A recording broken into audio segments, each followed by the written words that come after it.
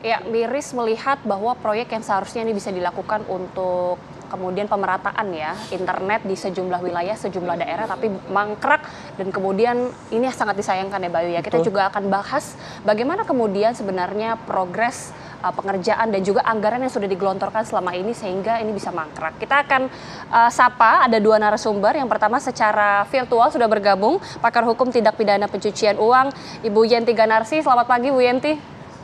Selamat pagi, Assalamualaikum warahmatullahi wabarakatuh. Waalaikumsalam. Kemudian sudah hadir langsung di studio TCI, pakar hukum keuangan negara Universitas Khairun Ternate, Pak Hendra Karyanga. Pak Hendra, selamat pagi. Oke, semoga dalam kondisi yang baik dan juga sehat. Amin. Saya langsung awali ke Pak Hendra terlebih dahulu. Ini miris sekali ya Pak, kalau tadi kita lihat berita sebelumnya, proyek yang kemudian sudah dijalankan seharusnya dari tahun 2020 dan ditargetkan selesai 2024, tapi bangkrak begitu. Kalau kita lihat kan anggaran yang digelontorkan harusnya ada sekitar 28 triliun. 10 triliun ini sudah dialokasikan, tapi kemudian kita lihat masih belum ada realisasi yang jelas. Bagaimana kemudian menelisik atau menelusuri aliran dananya, Pak Hendra? Ya, saya jelaskan dulu aspek pengelolaan ya, dari aspek hukum keuangan negara. Jadi mengelola keuangan negara itu ada aturan hukumnya. Selain Undang-Undang APBN yang disahkan oleh DPR bersama pemerintah setiap tahun, ada Undang-Undang 17 tahun 2003 tentang keuangan negara, kemudian Undang-Undang nomor 1 tahun 2004 tentang perbendaharaan negara, dan Undang-Undang nomor 15 tahun 2004 tentang pemeriksaan pertanggungjawaban keuangan negara. Nah, kalau kita lihat undang-undang itu, pengelolaan APBN itu ada 4 tahap. Tahap pertama itu tahap perencanaan, tahap kedua itu tahap pelaksanaan, tahap ketiga tahap pengawasan, dan tahap keempat tahap pertanggungjawaban. Nah, saya mulai dengan tahap perencanaan. Siapa yang merencanakan itu? Pemerintah. Jadi BTS ini direncanakan oleh pemerintah, kemudian diusulkan ke DPR untuk dibahas dan disetujui oleh DPR. Masuk dalam Undang-Undang APBN tahun 2020. Nah, setelah disahkan, kemudian masuk pada tahapan pelaksanaan. Siapa yang melaksanakan? Ya pemerintah dengan melibatkan pihak ketiga. Melalui pengadaan barang dan jasa. Jadi pejabat-pejabat yang ada di dalam itu pertama adalah kuasa pengguna anggaran, kemudian pejabat pembuat komitmen, ketiga Pokja. Keluar uang dari kas negara, ini 3 pejabat ini memegang peranan yang sangat penting. Contoh dalam kasus ini, 10 triliun uang dicairkan. Seharusnya proyeknya adalah 4.200 tower. Betul. Tapi kan yang dilaksanakan hanya beberapa ratus saja. 958 kalau rilis oleh Pak Menko Polhukam. Berarti ada yang fiktif.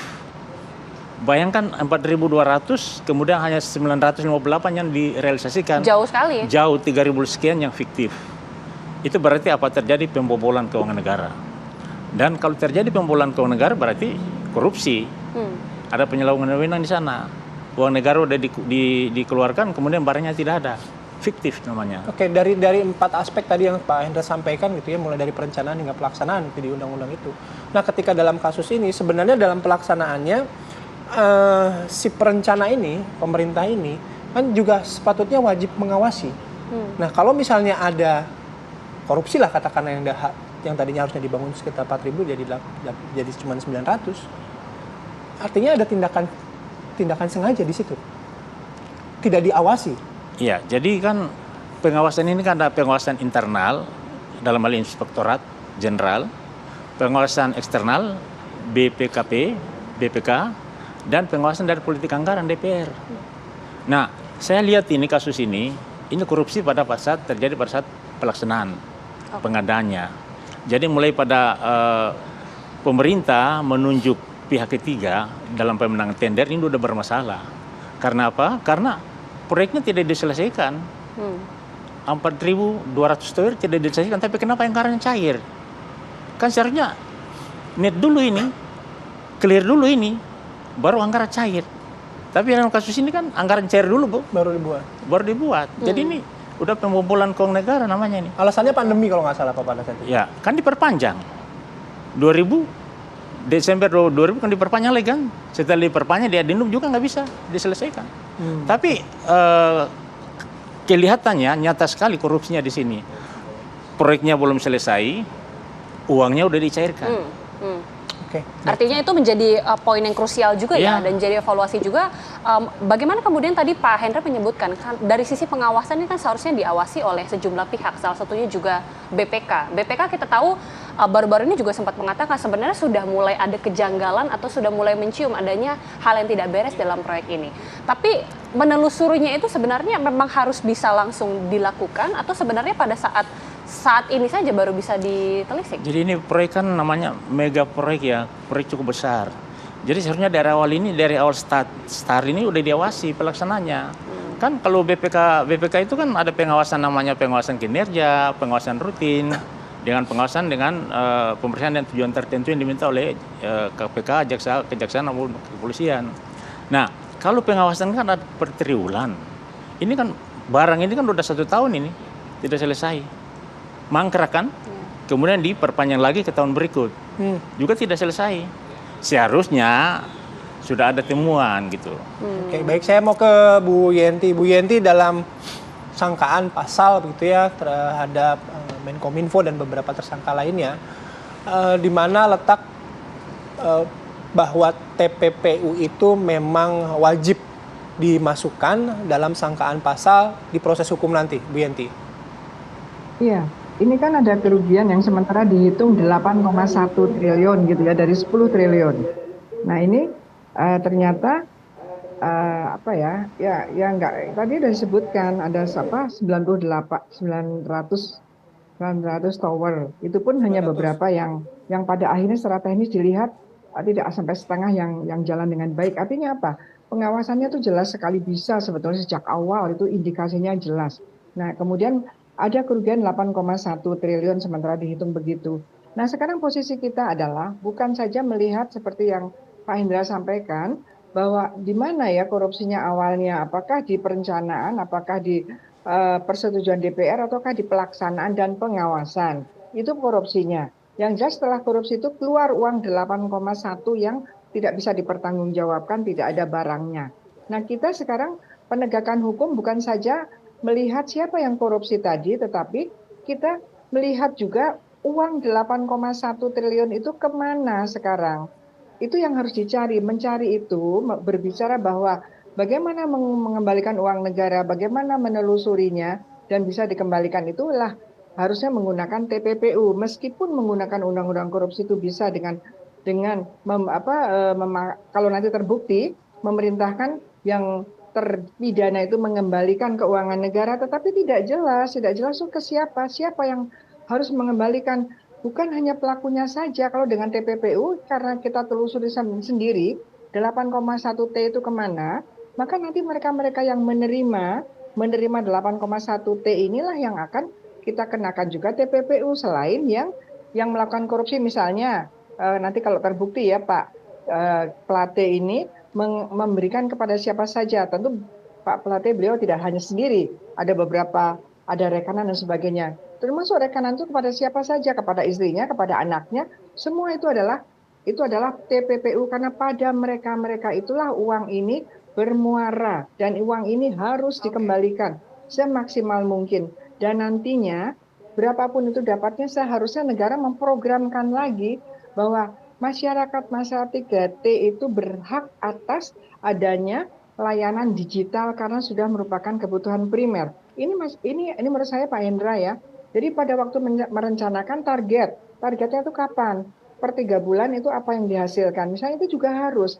Saya pikir ini adalah di dalam korupsinya, ini pengawasan internal juga tidak jalan. Maka dievaluasi. Mungkin nanti kalau kita bikin proyek lagi, bukan saja pengawas itu, begitu ada masalah, nomor 1 yang diperiksa adalah pengawas internalnya dulu. Karena kalau langsung BPKP itu artinya bukan mencegah, tapi sudah menjadi adanya kerugian. Ini yang posisinya seperti ini. Mungkin juga saya bisa menyampaikan ke Pak Hendra, mohon juga disampaikan, pemerintah dalam hal, karena beliau dari keuangan, dalam hal program dan mengucurkan dana, itu juga harus sudah ada mitigasi. Kalau ada apa-apa itu bagaimana? Jangan nanti dibiarkan, sudah nanti penegakan hukum. Ya nggak begitu juga. Artinya pengelolaan keuangan negara yang seperti itu ya tidak baik.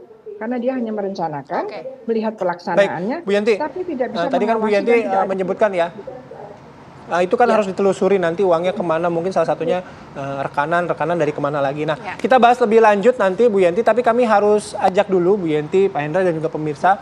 Kita akan melihat salah satu BTS yang mangkrak ya dalam proyek ini bersama rekan kami ada Taufik Koban di Sika, Nusa Tenggara Timur.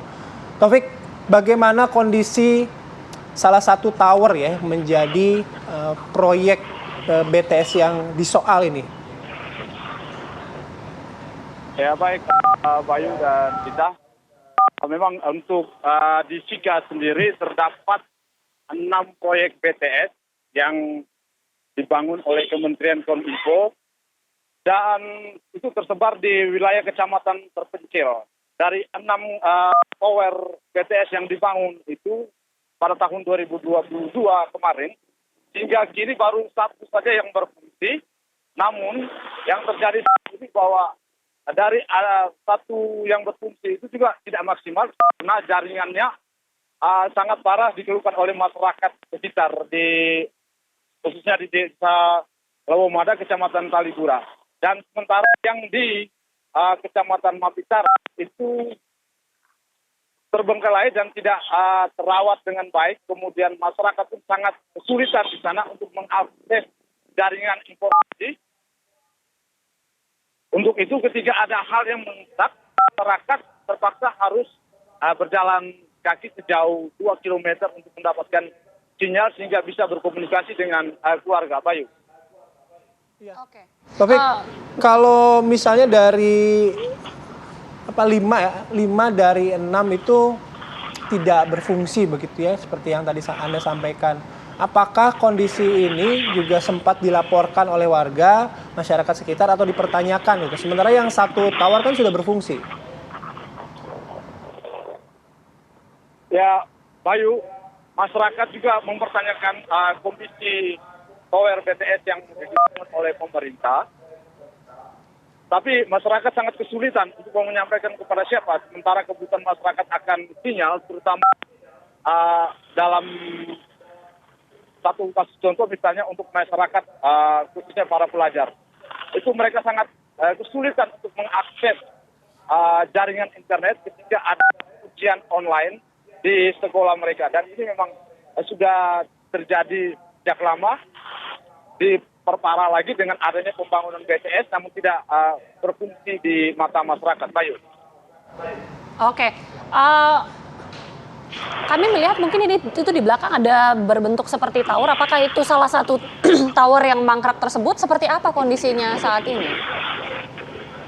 Ya, Gita, di belakang ini ada salah satu tower yang dibangun oleh pemerintah. Namun tower tersebut tidak berfungsi dan masyarakat sekitar kelurahan sini juga sangat mengeluhkan kondisi bahwa percuma membangun tapi tidak ada manfaat sama sekali untuk masyarakat dalam mengakses jaringan informasi maupun komunikasi via seluler.